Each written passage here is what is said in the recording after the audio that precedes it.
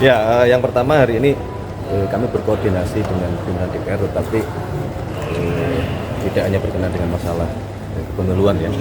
Jadi memang kami rutin berkoordinasi untuk beberapa hal dan betul hari ini salah satunya tadi berkenaan dengan masalah kepemiluan. Tadi ada beberapa hal yang menjadi catatan. Yang pertama berkenaan dengan masalah rencana kita pembahasan untuk revisi undang-undang pemilu yang memang itu masuk di dalam prolegnas. Jadi sebenarnya di periode sebelumnya kebetulan kami juga waktu itu menjadi anggota Komisi 2 itu juga sudah dilakukan pembahasan.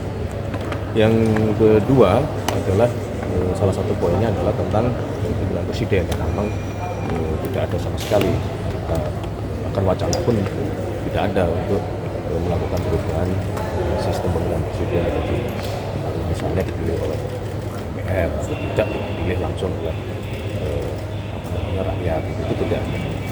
Yang ketiga bahwa berkenaan dengan masalah wacana yang berkembang tentang pemilihan kepala daerah yang dipilih oleh DPRD, itu memang secara formal tidak masuk di dalam prolegnas, sehingga belum untuk menjadi prioritas dibicarakan oleh DPR dan pemerintah.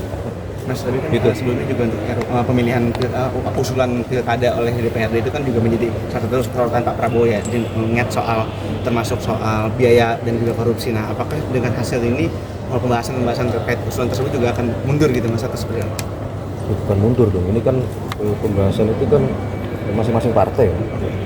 Wacana itu kan adalah buah pemikiran dari masing-masing partai. Masing-masing partai, kalau kami sebagai pemerintah ya sekali lagi kami sampaikan bahwa itu ada di partai masing-masing. Kita ya pada posisi kita mendengarkan aspirasi dari masyarakat dan partai-partai politik. Mas, tadi kan terkait soal usulan e-voting itu kalau dari pemerintah sendiri seperti apa sih Mas menanggapinya? Gini, e-voting sebenarnya setiap tahapan pembahasan sistem kepemiluan kita itu selalu menjadi salah satu pokok bahasan ya.